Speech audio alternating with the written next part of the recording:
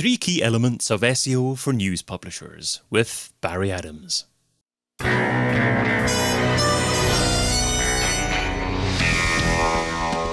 In Search SEO podcast is brought to you by Rank Ranger, the all-in-one SEO platform that helps scale your business through data and analytics.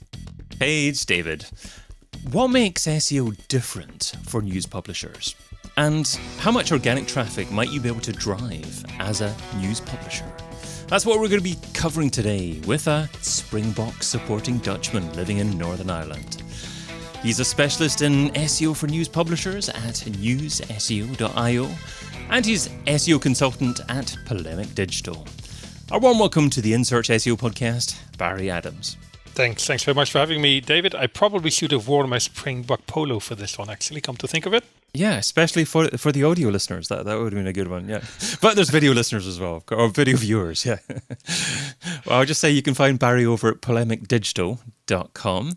I used to have challenges with pronouncing polemic, but I think I got it right this time, Barry. You got it right. You're not the only one. I thought it was a fairly common English word. It turns out most people pronounce it polemic rather than polemic. I don't know why people do that, but it is Polemic Digital. Polemic as in a strongly worded argument, which suits my online persona quite well, I think. Gets people talking about your brand as well. It's not a bad thing. So anyway, of course, today we're talking about SEO for news. So why is SEO for news publishers different? Yeah, it's a very interesting space to be in. When it comes to news, I mean, when we talk about classic SEO first, we talk about long-term activities to build up quality signals and trust signals, to build links to a website, to improve content, and therefore improve rankings, which then results in more traffic. And a lot of that still applies to news publishers. They still have to build up those quality signals over time. They have to build up authority. The key difference that news publishers have versus any other website in Google's ecosystem is the speed with which news moves. When you publish a news article, it will either rank or not rank in Google within a few minutes. And that is generally in the top stories box that we see as part of regular search results. You know, about 1 in 10 search results on Google will have a top stories news box of some description, some bigger than others, depending on how popular the news stories around that particular topic are. This is very different from, say an e-commerce website or another content-driven website that is not news. When you publish a new piece of content, you don't expect it to rank within a few minutes. That would be quite rare. But in news, that's it. That's your golden opportunity for traffic from Google. The first few hours after you've published the article, that's when most of the traffic from Google to that article will come.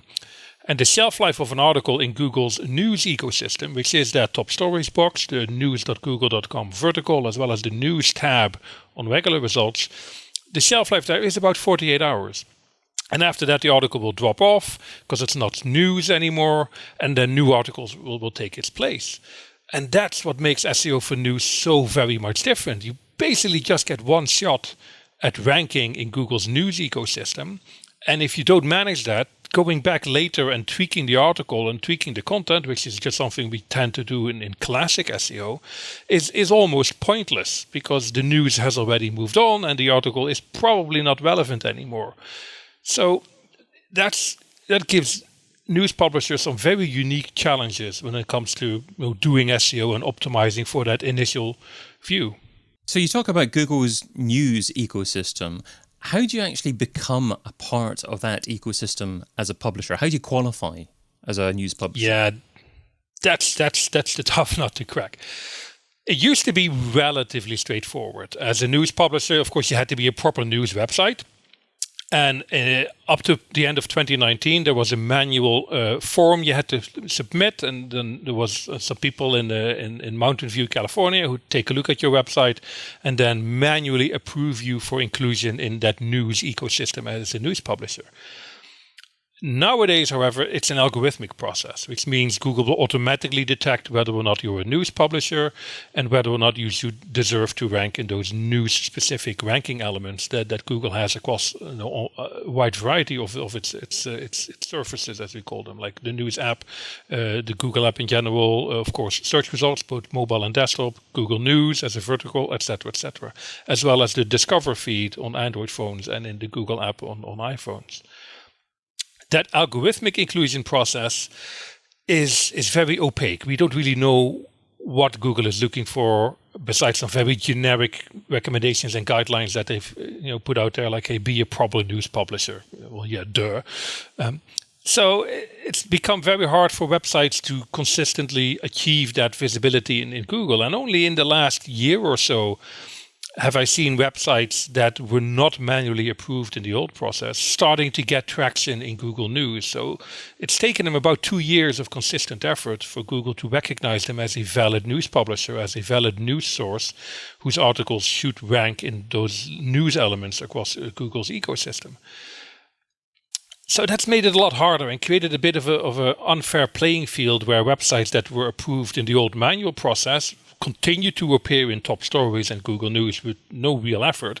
And new publishers are really struggling to get traction in Google News. And it's an interesting dynamic we have at the moment there, where the old publishers are basically getting a free ride. And the newer publishers from the last 2 years are really struggling to get traction. And don't really have a lot of recourse because there's not a lot of documentation and there's not a lot of clarity about what that algorithmic process is actually looking for. I tell you what really annoys me by clicking on news stories in Google News at the moment, and that the majority of links tend to have a pay-to-play situation going on. So you click through, you can only read about 2 lines of the story, and then you have to actually play. So it's not a lovely user experience. Is Google going to do something about that as well, do you think? Probably not, if I'm honest. Google specifically doesn't penalize paywalled websites in its news ecosystem because it doesn't want to be seen to steal even more money away from publishers. Google is already being accused on multiple levels from robbing publishers' incomes.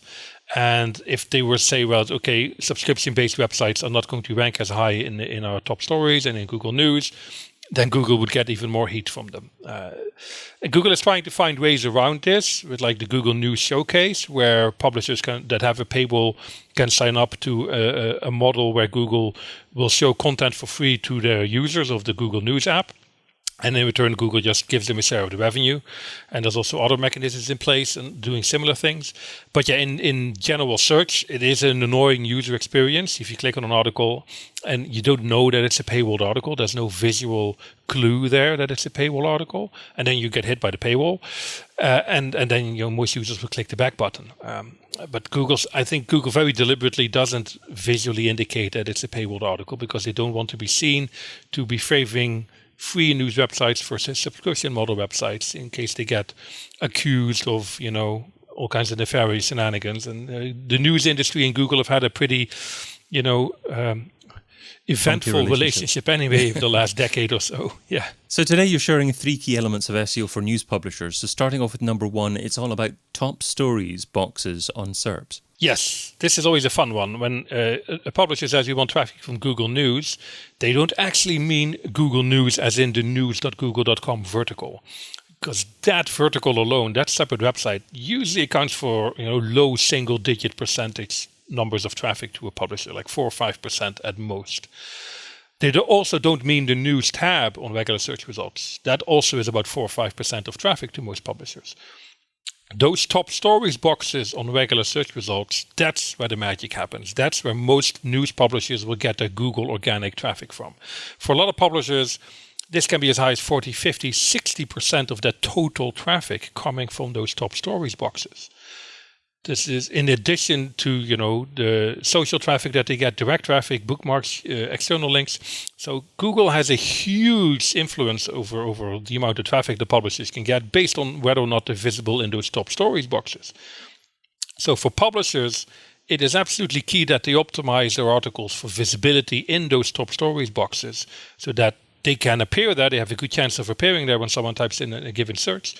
And the reason those top stories boxes are so incredibly powerful is, like I mentioned before, about 1 in 10 Google searches will have a top stories box of some description that shows some news articles. Can be as little as 1 article, can be as many as 15 articles in a top stories box. So 1 in 10 Google searches will have a top stories box. And Google handles trillions of searches a year. Trillions of searches. So we're talking about hundreds of billions of searches that happen on Google that have a news element to them. And that's why they're such a huge source of traffic for publishers. There's an enormous amount of news being shared as part of Google's regular search results. And if you can get visibility there as a publisher, the traffic potential is enormous. And I guess you'll be covering, in a way, a few different ways to appear in those boxes in your next couple of points, because point number 2 is speed matters. Articles have a 48-hour window to rank in top stories. Yes, absolutely. This is one of the interesting areas, though, where publishers can sort of exploit Google's weakness in news a little bit. Like I said before, 48-hour lifespan of a typical news article in Google's news ecosystem, including the top stories box. It's usually less than that. 24 to 36 hours is more or less the maximum you can expect for an article to show up in those top stories boxes. Less if it's a very popular news story where a lot of publishers are writing content about. Google does have a preference for newer articles in top stories, which is a bit, it's an interesting dynamic where some publishers break a story. They're the first one to report a story, but they often very quickly lose rankings to publishers who cover the story that they broke, because those publishers are later and therefore their stories are more recent, and Google has a preference for recency in top storage boxes. Now, Google has tried to mitigate this to a certain extent by trying to highlight original publishers as much as they can detect them, but it's very hard for Google to do that because the speed aspect here plays such a big role as well in multiple facets. It's not just, you as a publisher having to publish content, it's also Google having to very quickly index and rank news articles.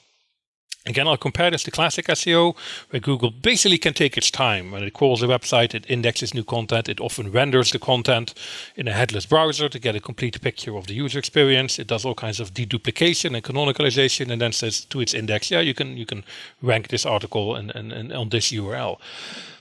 For news articles, Google does not have the time to do all of that. It doesn't have the luxury of leisurely processing all those different processes of its indexing system.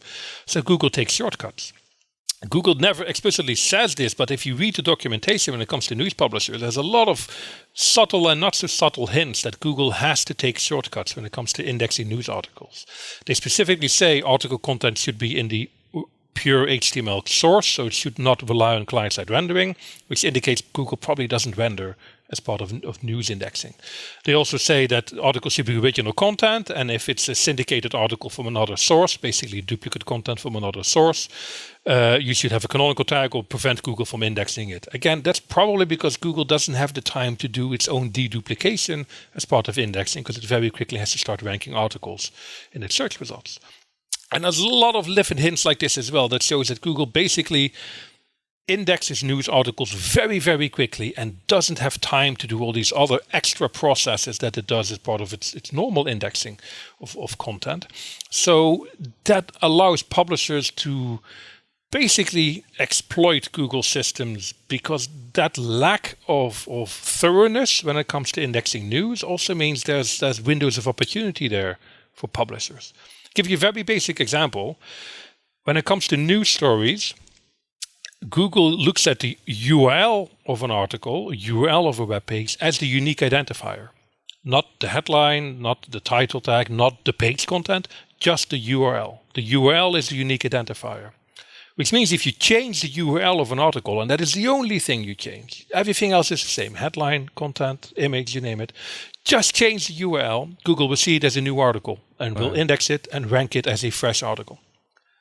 That is a weakness, and a weakness that only exists in the news ecosystem on Google. It doesn't exist in any other part of Google's ecosystem. And publishers can exploit that a little bit. If they want to give the story a bit of a boost in top stories, they wrote a good story, it loses rankings because competitors are writing their own news stories on that same development. You can just change the URL of your article and maybe also change the last updated date or the published date just to be a bit more thorough about it.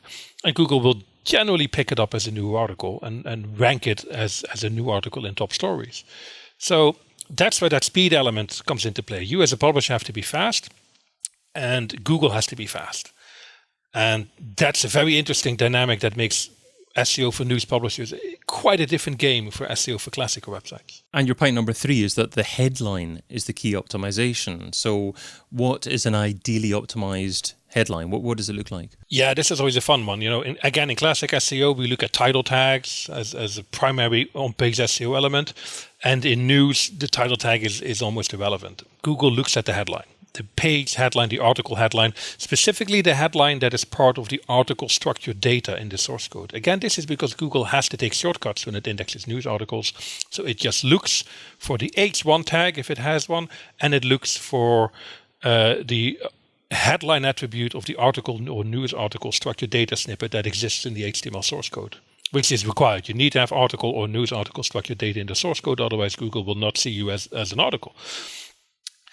And that headline attribute is the most important ranking factor. That determines whether or not you show up in top stories, combined with the long-term quality and relevancy signals that your domain has built up over time based on what you write and the kind of links that you get, etc., etc. But for an individual article, it is the headline. And the headline is so valuable, and you have to pay a lot of attention to how you craft it, because Google is still a machine. And again, here's where the speed aspect comes into play. Google doesn't have a lot of time to properly process your headline and look at all the context of the headline. It basically just looks at the keywords in your headline. It's a very old school approach to SEO. Is there any place that you can go to identify the keywords that have been popular in the last 6 hours, for example? Yes, there is actually. Google Trends has a real-time trends option for most countries in the world, where you basically see what is trending at any given time in the last few hours in any country. So you can keep an eye on that in real-time trends in Google Trends to see what's happening and whether or not it's something that you want to write about as a publisher. And then when it comes to crafting the headline, you need to be fairly explicit. You need to specifically state the keyword in the headline so that Google understands that article can be ranked for that keyword. You don't want to be too subtle about it. You don't want to be funny about it. You don't want to put any word puns or clever jokes in headlines. They might work in the context of a print newspaper. They really don't work in Google. You have to be very explicit in what your article is about, specifically mention people and places and names of events and countries and etc., etc. You have to be fairly clear with the headline what the article is going to be about so that Google knows when it can rank that article and when the article is not relevant. Let's finish off with the Pareto Pickle. So Pareto says that you can get 80% of your results from 20% of your efforts. What's one SEO activity that you would recommend that provides incredible results for modest levels of effort? Modest levels of effort. That's always the tough one. We always want the silver bullet approach, don't we? What I find actually works really well in my own context is I've sort of stopped worrying about things like links. And to a certain extent, I've always, when it comes to smaller website, I also stopped worrying about what technology stack I build it on. I'll give you an example. I launched a newsletter, SEO for GoogleNews.com, which runs on Substack, which is pretty decent as a platform, and it has certain capabilities, but also certain limitations, but it does all that I need it to do for SEO purposes. It ticks the boxes. It gets ranked and indexed and crawled by Google fairly well. So you don't have to worry too much about optimizing the technical SEO. And the effort I put into that is entirely about the content. I just focus on writing the best possible content that I can on that particular topic, in this case, optimizing news websites for Google News. And that has actually resulted in that domain getting really good rankings from Google in about a year and a half since I started that newsletter, off the back of maybe 12, 13 newsletters that I wrote. So I haven't written an awful lot of them, less than one a month, really. But because the content is good enough, and in often cases it's, sorry to toot my own horn here a little bit, it's the best content on that topic that anybody's ever written, because that's not because I'm so good. It's just because Google News as a niche is fairly underserviced. There's not a lot of content on optimizing for Google News out there. So any content, as far as Google is concerned, is good content. So for me, there was, 80% of the results to 20% of the effort, just writing good content with some regularity and publishing it and occasionally promoting it. And the links have come of their own accord. The crawling and indexing is already sorted by the Substack platform. So I just focus on the stuff that I want to do, which is really write good content. And I think if more websites do that, if they just focus on providing the best possible content that they can, the rest tends to just fall into place, And once you get to a certain level of maturity and competitiveness, then the small little competitive improvements here and there can make a really, really big difference. If you do travel or finance or something like that, where it's very, very competitive, just having the best content alone is not enough. That's when you need to get the 1% improvement here and there to really squeeze out the maximum. But if you're just starting out as a business, or even if you've been around for a few while, but you're trying to find that next level that really puts you apart from your competitors, just focus on the kind of content that you're providing to your users. And the rest can sort of, wait for a bit until you get to that top level where you really feel you can't squeeze anything more out of your content. And I think that's an underappreciated aspect of SEO. People are still looking for that silver bullet, that magic unicorn dust they can sprinkle over the website and voila, they go to the top of Google. They don't realize that they have to put in the effort first to create something that is worth ranking in the first place. Absolutely. Great advice. I've been your host, David Bain. You can find Barry over at polemicdigital.com. Barry, thanks so much for being on the In Search SEO podcast. Thanks very much for having me, David. And thank you for listening. Check out all the previous episodes and sign up for a free trial of the Rank Ranger platform over at rankranger.com.